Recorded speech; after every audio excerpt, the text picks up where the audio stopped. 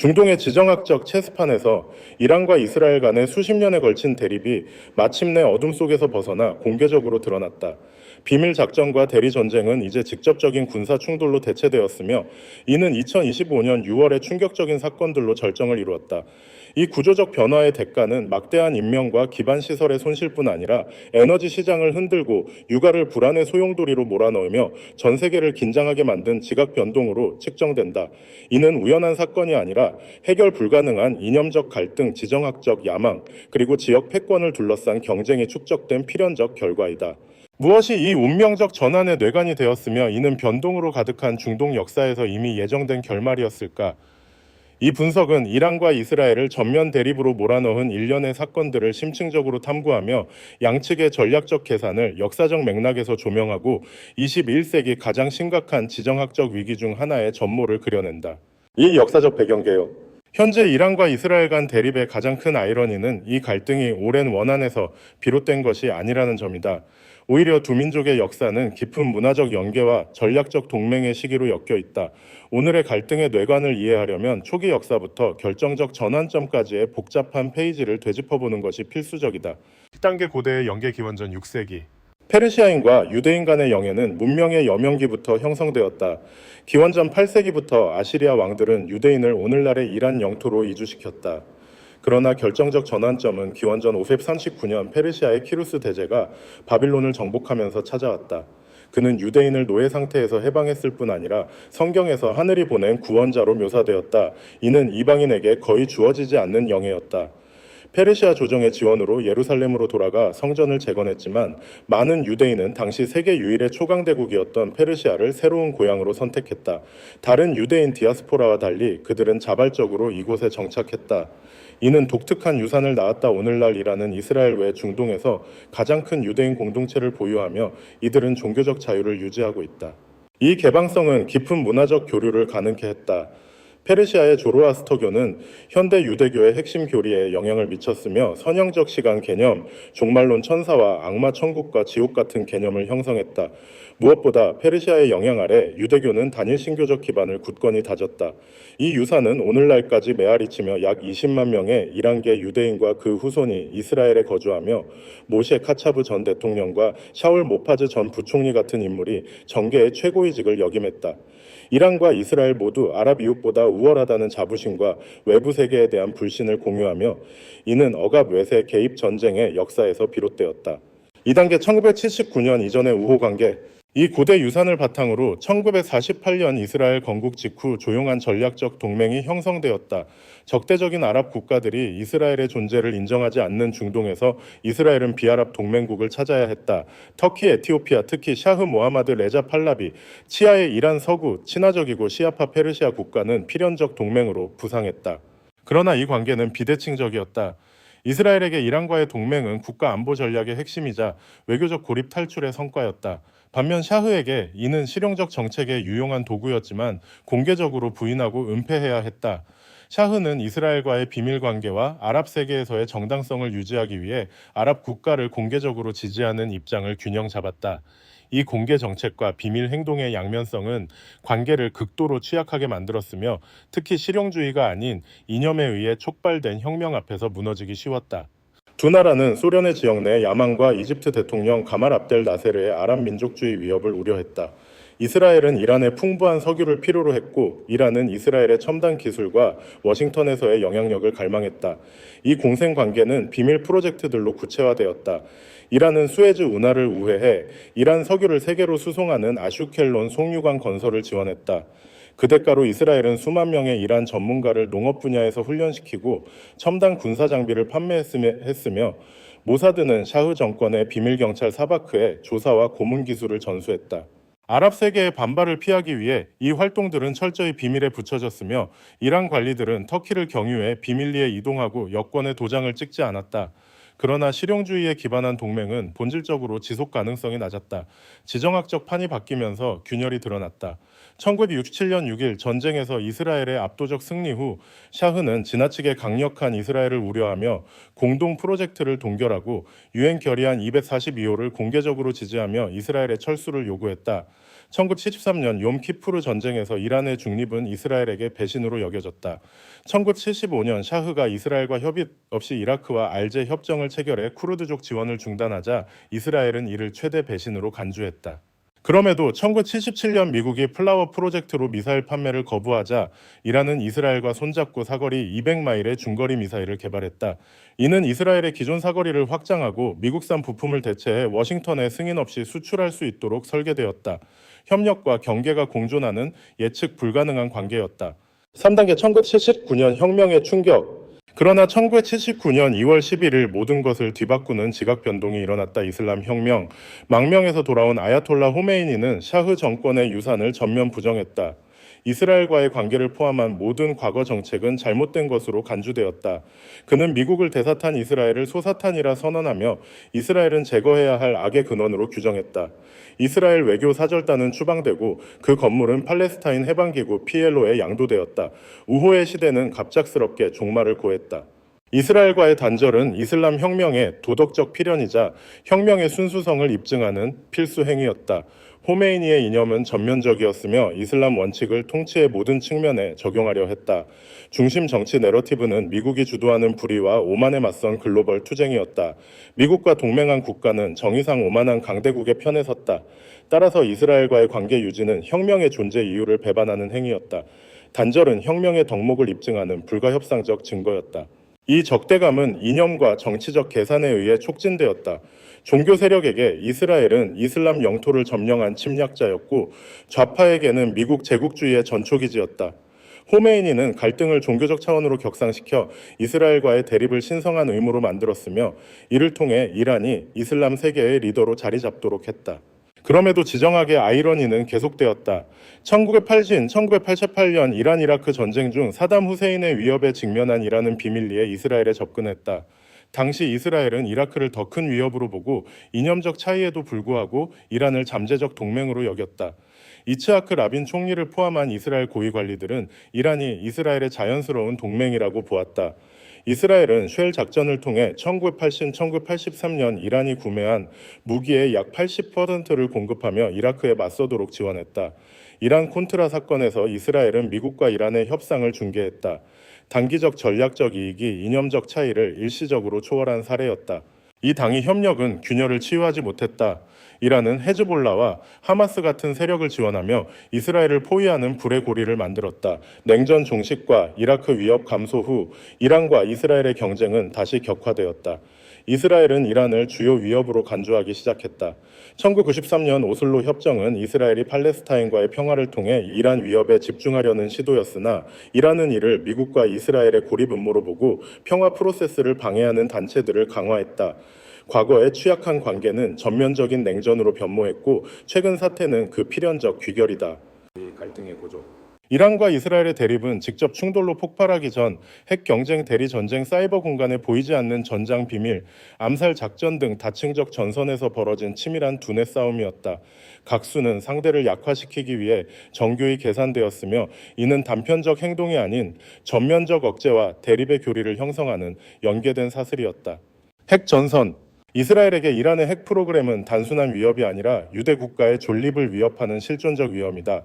1990년대 말부터 이란은 막대한 자원을 투입해 핵 역량을 개발했으며 세계에서 가장 적극적인 탄도미사일 프로그램을 병행해 유럽까지 닿는 미사일을 보유하고 중동 전역을 커버한다. 이스라엘은 이란의 야망을 이스라엘을 시간의 흐름에서 지우겠다는 위협의 구체화로 해석한다. 이에 이스라엘은 오시락 교리를 고수한다 적이 핵무기를 보유하도록 절대 허용하지 않는다. 핵 모호성 정책을 유지하며 베냐민 네타냐후 같은 이스라엘 지도자들은 핵무기를 가진 이란을 나치 독일과 가스실에 비유했다. 이 두려움은 직접 공격 가능성뿐 아니라 이스라엘의 무적 이미지와 군사적 억제력 붕괴, 그리고 이집트, 사우디아라비아, 터키 같은 국가들의 핵 개발로 이어질 지역 내 군비 경쟁 촉발에 있다. 국제 제재가 충분치 않다고 판단한 이스라엘은 항상 신뢰할 수 있는 군사 옵션을 유지했다. 2022년 불의 전차, 2023년 주니퍼 같은 대규모 훈련은 미국 지원 아래 테헤란에 직접적 억제 메시지를 보내는 계산된 힘의 과시였다. 대리전쟁. 직접 충돌 없이 지정학적 야망을 추구하기 위해 이란은 레바논의 헤즈볼라 가자지구의 하마스와 이슬람 지하드 시리아와 이라크의 무장단체들을 통해 이스라엘을 둘러싼 불의 고리를 구축했다. 최소 책임으로 최대 불안을 조성하는 전략이다. 자금 훈련 수천 발의 로켓을 제공하며 이 단체들을 언제든 공격 가능한 연장선으로 만들었다. 초기 이스라엘은 레바논 2006, 가자 2009, 시리아 무기 차단 공습 등 이 촉수들을 공격하며 대응했다. 동시에 이란에 대한 공통 두려움을 활용해 아랍 순위파 국가들과 새 동맹을 구축했으며 이는 2020년 9월 15일 미국 중재로 이스라엘과 아랍에미리트 바레인 간 관계 정상화를 이룬 아브라함 협정으로 절정에 달했다. 그러나 시간이 지나며 이스라엘은 전략을 전환했다. 촉수만 공격하던 것에서 문어의 머리를 직접 타격하는 것으로 2022년 이란 서부 영토 내 수백 대의 드론을 파괴한 공습은 그 증거이며 이는 2025년 6월 전면 대립으로 고조되었다. 사이버 전쟁과 비밀 작전. 2010년 6월 스톡스넷이라는 디지털 무기가 이란 나탄즈 핵시설의 원심 불리기 수천 대를 파괴하며 사이버 전쟁의 서막을 열었다. 이스라엘과 미국의 합작으로 여겨지는 이 공격은 이란의 핵 프로그램을 2년 지연시켰고 잠자던 이란의 사이버 사자를 깨웠다. 풍부한 인력을 바탕으로 이란은 자체 사이버 전쟁 역량을 신속히 개발했다. 이스라엘의 군사 정치 민간 기반 시설을 겨냥한 저강도 공격이 이어졌다. 이란의 블랙 섀도우 해커 그룹은 경제 사회적 혼란을 일으켰다. 이에 이스라엘은 강력히 반격했다. 2020년 5월 샤히드 라자이 항구 마비는 민간 기반 시설 공격에 대한 응징이었다. 이와 함께 결함 부품으로 핵 공급망을 오염시키거나 2018년 이란의 비밀 핵자료 저장소를 통째로 탈취하는 대담한 작전 등 정교한 방해 공작이 테헤란의 노력을 약화시켰다. 핵 과학자와 주요 인사 암살도 이란 핵 프로그램을 저지하는 핵심 수단이었다. 모사드의 전국장 메이르다가는 이 노력의 주역으로 알려졌다. 2020년 이란 최고 핵과학자 모셈 파크리자데의 암살도 이스라엘의 소행으로 여겨진다.